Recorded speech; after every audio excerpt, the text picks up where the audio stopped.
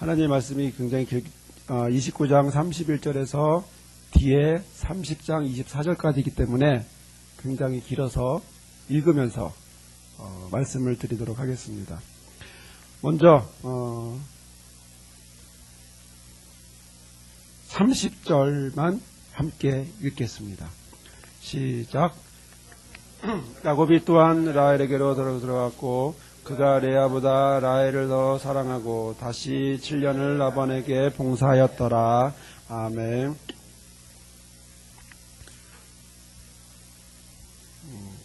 오늘이 무슨 날이죠? 개천절이죠.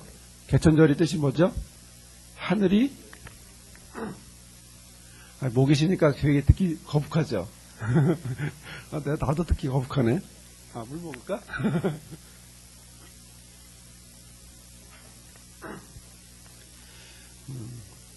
오늘이 하늘이 열렸다고 하는 개천절입니다. 개천절은 가장 큰 의미가 있다면 우리나라를 한 나라로 한 민족으로 세워주는 그런 귀한 의미가 있죠. 신화 속에서 단군 할아버지로 시작해서 그런 천 나라를 만들고 그리고 그 나라가 시작해서 지금 이 장소까지 지금 현재까지 이어지는 모습을 시작해서 첫날 하늘이 열렸다고 하는 개천절이 오늘입니다. 어제 보니까 길에서 좀 있다가 길에서 보니까 개천절 특집이라고 MLA-종을 타종을 한대요. 그래서 박물관에 있는데 MLA-종을 타종한다고 많이 와서 들으라고 오늘 10시에 했는데 이제 못 갔습니다. 저는 제일 궁금한 게 MLA-종 타종하는 거 들어보셨어요? 못 들어보셨죠? 그래서 저는 제일 궁금한 게 뭐냐면 정말 MLA 하면서 그렇게 울까, 이제 그렇게 종을 칠까 하는 게 제일 궁금했습니다. 역사적인 상황 속에서 제가 왜 개천절부터 이야기를 하냐면 오늘 말씀은요, 야곱의 가족에 대한 이야기를 합니다. 한 집안의 가족에 대한 이야기를 하면서 우리나라도 이런 과정이 있었듯이 단군부터 시작해서 우리나라가 계속 과정이 있었듯이 오늘 야곱의 이야기를 보면서 야곱의 가족 이야기를 보면서 과연 이 가족은 과연 어떤 모습으로 하나님이 인도해 주셨나 그것을 보려고 합니다. 야곱에게는 12아들이 있습니다. 그쵸? 여러분들 이름 다 익숙하지 않은 이름까지 해서 유다와 레위 이런 이름은 많이 알지만 그러나 12아들이 야곱에게는 있습니다. 야곱이 어렸을 때에 형에게 장자권을 뺏고 그래서 형에게 죽을까봐 외갓집에게로 도망을 갑니다. 도망을 가서 보니까 이제 부모님이 허락을 해서 외갓집에게 도망을 갔는데 도망을 가서 딱 보니까 처음 만나는 여자가 있었어요. 그게 누구죠? 라헬이라고 하는 여자를 만나게 됩니다. 그 외삼촌의 딸이었던 외종사촌이라고 그러나요? 외사촌을 만나게 됩니다. 그러면서 그 라헬을 첫눈에 반하게 되죠. 그리고 그 외삼촌과 함께 계약을 맺음으로 7년 동안의 일을 도와주고 그 라헬과 결혼할 수 있도록 허락을 받습니다. 그런데 7년 동안 열심히 일을 했는데 그 7년 동안 열심히 일을 하고 나서 결혼을 하려고 보니까 결혼하고 난 다음에 보니까 누가 들어왔죠? 라헬이 들어온 것이 아니라 언니 레아가 레아와 동침을 하게 된 것을 알게 됩니다. 그래서 너무 화가 나서 야곱이 라반에게 찾아가서 이제 화를 냈습니다. 창세기 29장 16절부터 시작해서 그 이야기가 나오는데 야곱이 그에게 가서 왜 라헬을 주지 않고 레아를 줬느냐 이렇게 막 따지게 됩니다. 그러자 우리 지방은 그게 관습이 아니다. 형부터 결혼을 해야 한다는 것이 관습이다. 이러면서 동생을 하지 않고 언니를 줬다고 그렇게 속이게 됐죠. 그리고 나서 다시 한번 7년 약속을 하고 바로 결혼을 하게 됩니다. 갑작스럽게 형과 동생과 결혼하게 되고 앞에 7년 그리고 뒤에 7년 합의 14년 동안의 결혼 조건으로 외삼촌의 일을 도와주게 되죠. 그러면서 자식을 낳게 됩니다. 자식을 낳는데 총 12명의 아들을 낳게 되죠. 그 중에 하나는 딸이 하나 있고요. 총 13명의 자녀를 낳게 됩니다. 자, 그런데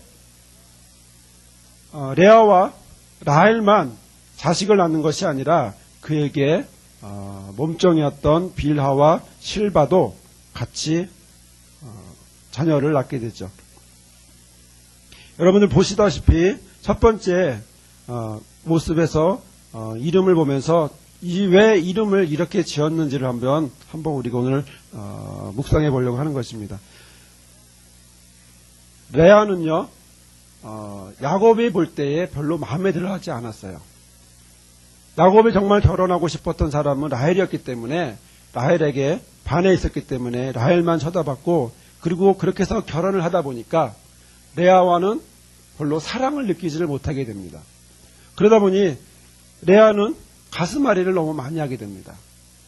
그리고 그것을 하나님 앞에 고백하면서 그것들을 변화시켜달라고 바꿔달라고 하는 그런 모습을, 한마디로 말하면 남편이 자기에게로 돌아오게 해달라고 하는 그런 모습을 갖게 됩니다.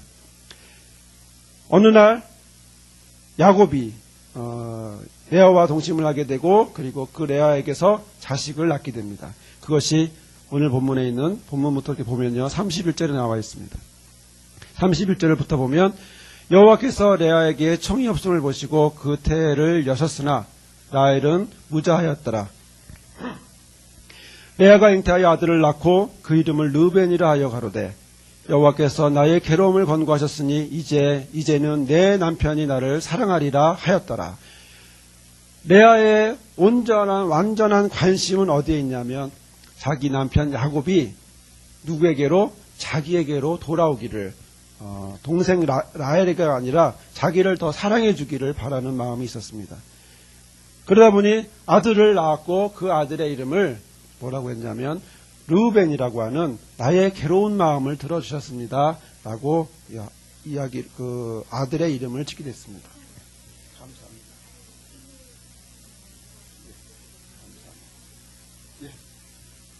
감사합니다. 예.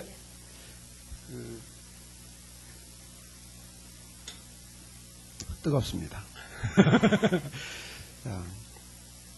자, 그런데 여러분들 여기 자세히 보시면 자식을 낳았지만 레아에게 야곱은 들어가지 않습니다. 레아를 더 사랑하지 않습니다. 그러다 보니 둘째 아들을 낳게 됩니다.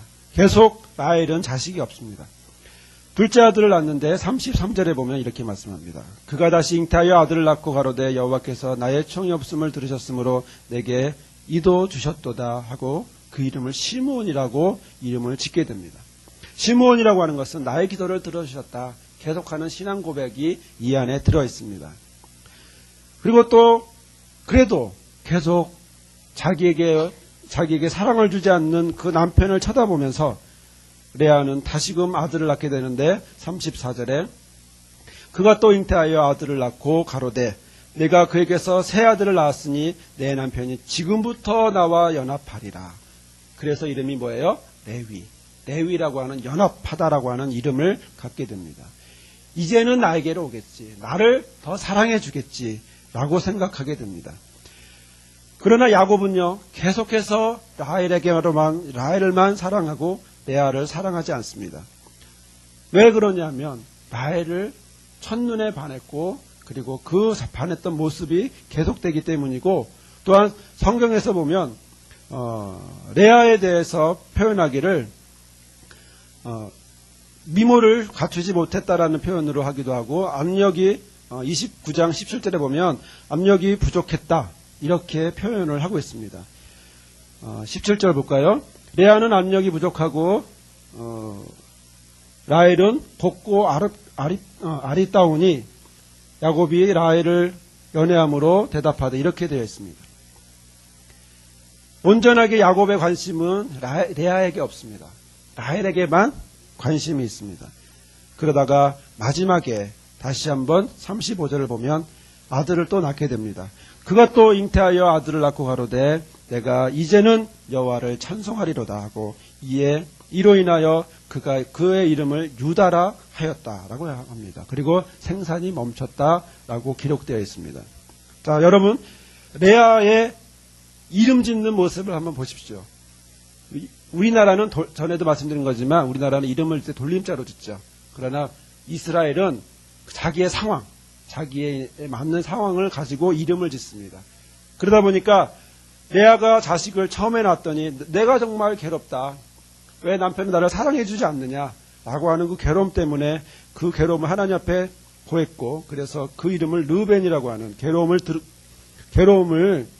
괴롭다고 하는 그 뜻을 가진 르벤을 낳게 되고, 그리고 다시 한번 아이들을 낳았을 때, 시므온을 낳았을 때는 나의 기도를 들어주셨다라고 이름을 짓습니다. 그리고 세 번째 레위를 낳았을 때는 이제는 돌아와서 나와 함께 해주겠지, 연합해 주겠지라고 하는 레위를 낳습니다. 그러나 마지막 유다를 낳을 때까지도, 네 번째 아들을 유다를 낳을 때까지도 남편은 돌아오지 않습니다. 그래서 결과는 여호와를 찬송한다라고 하는 그 고백으로 끝납니다. 저는 이 모습을 보면서 이 한 여인이 한 남자를 바라보면서 사랑을 받지 못하고 자라오는 이 과정을 보면서 이 여인이 그동안 얼마나 마음이 고생을 많이 했을까. 또 하나는 이 마음 고생을 어디로? 하나님에게로 돌아가는 그 모습을 보게 됩니다. 처음엔 괴롭다. 그러나 나의 기도를 들어주셨다. 그리고 이제는 응답해 주시겠지, 연합해 주시겠지. 그러나 마지막에는 하나님을 찬양합니다 라고 이름을 짓게 되죠. 자, 근데 그 다음에 문제가 생겼어요. 라헬이라고 하는 두 번째 동생은 성격이 야곱이 첫눈에 반하긴 했지만 성격이 좀 질투가 강하고, 그리고 이런 꼭 해내고 싶어하는, 그리고 야곱을 들들 볶는 그런 성격의 소유자였습니다. 30장 1절의 말씀을 보면 라헬이 자기가 야곱에게 아들을 낳지 못함을 보고 그 형을 투기하여 야곱에게 이르되 나로 자식을 낳게 하라. 그렇지 아니하면 내가 죽겠노라. 닥달을 하는 거죠. 계속. 그런데 야곱이 화가 났습니다. 그 야곱의 성격상 볼 때에 아마 그동안 많이 참았을 것 같아요. 야곱이 라헬에게 노를 바라여, 2절에 보면 노를 바라여 가로되 그대에게 성태치 임신하지 못하게 하시는 이는 하나님이시니 내가 하나님을 대신하겠느냐, 이렇게 화를 내기 시작합니다. 그러다 보니까 라헬이 생각을 하나 했습니다. 그게 뭐냐면 3절에 나와 있는 말씀, 라헬이 가로되 나의 여종 빌하에게로 들어가라. 그가 아들을 낳아 내 무릎에 두리니 그러면 나도 그로 인하여 자식을 얻겠노라. 이렇게 이야기를 하죠. 그리고 나서 그 시녀 빌하에게로 야곱이 들어가서 자식을 낳는데, 자식을 6절에 보면 라헬이 가로되 하나님이 내 억울함을 풀어주시려고 내 소리를 들으사 내게 아들을 주셨다 하고 그 이름을 뭐라고요? 단이라고 했다고 합니다. 자, 레아는요 지금 어떤 과정이 있냐면 남편의 사랑이 없어서 괴로워하고 있지만 그것들을 점점 해서 하나님에게 신앙으로 올라가고 있습니다. 그런데 라헬은 어떻게 하고 있습니까? 그 사랑을 계속 차지하고 싶어서, 또 하나는 자기가 아기가 없다고 하는 사실 때문에 너무나 괴로워서 남편을 볶기 시작하고, 자기 딴에 생각을 해낸 것이 뭐예요? 첩을 하나, 자기 몸종이었던 첩을 빌하를 첩으로 셋째 부인으로 주는 것이었습니다. 그리고 그에게서 자식을 낳게 했는데 그 이름이 뭐예요? 단. 뜻이 뭐죠? 6절에 내 억울함을 푸시려고 아들을 주셨다. 재판장이다라고 표현이 되어 있는데, 내가 이제 억울하지 않다라고 하는 대리 만족을 한다. 이런 표현을 하고 있습니다. 그리고 나서 다시 한번 7절의 말씀을부터 보면 라헬의 신하 빌하가 다시 잉타하여 둘째 아들을 야곱에게 낳음에 라헬이 가로되 내가 형과 크게 경쟁하여 이기었다. 그래서 뭐예요? 납달리라고 하는 이름을 주셨다라는 것입니다. 다시 말씀을 드리면 레아는 지금 신앙적으로 승화되고 있는데 지금 라헬은 전혀 신앙과는 관계없이 자기의 성격, 자기의 바램으로만 그리고 형과의 경쟁의식으로만 이것을 표현하고 있다는 것입니다. 그래서 내 억울함을 들어주셨다. 그리고 내가 형과 겨루어서 이겼다. 이렇게 표현을 하고 있는 것입니다. 그런데요, 재미난 것은 우리의 신앙이 언제나 올라갈까요? 현실 속에서 다시 떨어질 때가 있습니다. 그것이 뭐냐면 9절입니다. 레아가 자기의 생산이 멈춤을 보고 그 시녀 실바를 취하여 야곱에게 주어 첩을 삼게 하였더니, 자, 지금 누구와 누가 싸우고 있어요? 한 가족 안에서 형과 동생이 서로 경쟁을 하고 있습니다. 누가 더 많이 낳나? 지금 경쟁을 하고 있습니다. 레아와 라헬이 경쟁하고 있습니다. 그래서 자기는 못하니까 누구를 줍니까? 자기의 몸종이었던 빌하와 실바를 그에게 줘서 그가 아기를 낳도록 합니다. 10절에 보면 레아의 시녀 실바가 야곱에게 아들을 낳음에 레아가 가로되 복되도다 라는 뜻으로 그 이름을 가시라고 표현을 하게 됩니다. 그리고 두 번째 아들을 낳는데 13절에 레아가 가로되 기쁘다 모든 딸들이 나를 기쁜 자라 하리로다 하고 그 이름을 아셀이다 라고 했다고 하는 것입니다. 자, 지금 신앙으로 승화되고 있다가 동생이 경쟁에서 치고 들어오니까 어떻게 돼요? 다시 세상적인 방법으로 돌아가게 됩니다. 자, 여러분, 이런 모습을 우리는 어디서 볼 수 있었냐면 아브라함과 사라에게서도 볼 수 있습니다. 아브라함이 하나님이 75세에 하나님이 아브라함을 불러서 하나님이 명하신 곳으로 가게 했습니다. 그리고 이삭을 낳을 때까지 25년이라고 하는 세월이 필요했습니다.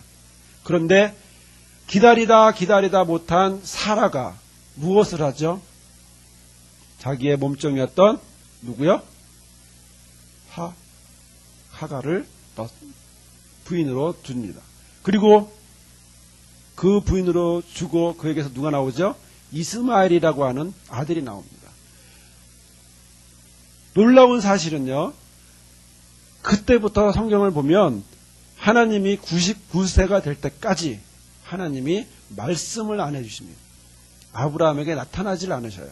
다시 말씀을 드리면 사라는 자기 딴에는 하나님이 아브라함에게서 자식이 있을 것이다 라고 이야기를 했고, 자기는 나이 들어서 자식을 낳을 수는 없을 것 같고, 그러니까 이성적으로 무슨 생각이 합니까? 당시에 보편적이었던 일부 다처제 사회였으니까 자기 몸종을 줌으로 자기를 대신하게 하겠다라고 하는 신앙에 근거했지만 그러나 누구 마음대로 내 마음 내 생각대로 하게 되는 모습을 보게 됩니다. 그리고 자식을 낳았는데 아브라함도 그것을 싫다하지 않고 그냥 자식을 낳게 됐는데 결과는 하나님은 88세에 자식을 낳고 99세 때까지 한 번도 하나님이 말씀하지 않습니다. 그리고 99세 때에 할례하라고 나는 전능한 하나님이다라고 말씀하시면서 하나님이 아브라함에게 나타나죠. 그 모습 그대로 지금 레아와 라헬은 그대로 답습하고 있습니다. 자기 할머니를 답습하고 있는 것이기도 하지만 또 하나는 그 당시의 문화가 또 그런 모습을 하고 있기 때문에 그렇기도 합니다. 자, 그리고 나서 14절의 말씀은 30장 14절의 말씀을 보도록 하겠습니다. 맥주절에 르벤이 나가서 들에서 합 한 채를 얻어 어미 레아에게 드렸더니 라헬이 레아에게 이르되 형의 아들의 합 한 채를 청구하노라. 레아가 그에게 이르되 내가 내 남편을 빼앗은 것이 작은 일이냐? 그런데 내가 내 아들의 합 한 채도 빼앗고자 하느냐? 라헬이 가로되 그러면 형의 아들의 합 한 채 대신 오늘 밤에 내 남편이 형과 동침하리라 하니라. 그리고 나서 16절에 보면 저물 때에 야곱이 들에서 돌아오매 레아가 나와서 그를 영접하며 이르되 내게로 들어오라. 내가 내 아들의 합한 채로 당신을 샀노라. 그 밤에 야곱이 그와 동침하였더라. 이렇게 되어 있습니다. 자, 지금 둘은 한 사람은 신앙으로 올라가고 있다가 다시 한번 신앙적이지 않은 레아가 라헬이 그것을 건들게 되고 경쟁하게 되고 그리고 다시 몸종도 서로 부인으로 주고 그래서 자식을 낳았는데 지금 라헬의 마음은 자기에게도 형을 이루고 싶은 더 야곱의 사랑을 더 받고 싶은 그런 욕심이 가득한 것입니다. 그러다 보니까 르우벤이 길에서 받은 합한차라고 하는 그것을 가지고 당시에 이거는 고대 근동 지역의 어떤 그 정력제 같은 물질인데 그것을 가지고 서로 교환을 하게 됐죠. 그것도 모르고 야곱은 그날 밤에 일 다 끝나고 라헬에게로 가려고 하는데 레아가 와서 오늘은 거기 가지 말고 내가 당신을 오늘 샀으니까 나에게로 와라 라고 하게 됩니다. 그런데 재미난 일은요. 하나님이 17절에 보면 하나님이 레아를 들으셨으므로 그가 잉태하여 다섯째 아들을 야곱에게 낳은지라 라고 되어 있습니다. 지금 라헬이 원하는 게 뭡니까? 자기에게서 아들이 태어나기를 원하는 겁니다. 그런데 결과는 레아에게서 또 아들이 태어납니다. 그래서 9번째 아들 레아에게서 이사갈이라고 하는 아들이 태어납니다. 근데 그 이름을 보면 재밌습니다. 레아가 가로되 18절에 내가 내 시녀를 남편에게 주었으므로 하나님이 내게 그 값을 주셨다 하고 이름을 이사갈이다라고 하는 것입니다. 값이다. 값을 주고 샀다. 이런 뜻을 갖고 있습니다. 그리고 나서 또 한 번 레아가 잉태하여서 6번째 아들, 즉 야곱에게는 10번째 아들인 스불론을 낳게 됩니다. 20절 레아가 가로되 하나님이 내게 후한 선물을 주셨도다. 내가 남편에게 6 아들을 낳았으니 이제는 나와 함께 거하리라고 이름을 스불론이라고 하고 그 뒤에 딸을 낳는데 디나라고 하게 됩니다. 자, 이 레아의 완전한 관심은 어디에 있냐면 남편의 사랑입니다. 남편의 사랑을 끝까지 받고 싶어하는 것이 레아의 관심이고 그것만을 위해서 평생을 이렇게 살아오고 있습니다. 그렇지만 야곱은 일편단심으로 끝없이 레아에게는 관심이 없고 동생 라헬에게만 관심을 갖게 됩니다. 그리고 그 동생 라헬은 남편을 계속 볶고 그리고 계속 괴롭히고 있습니다.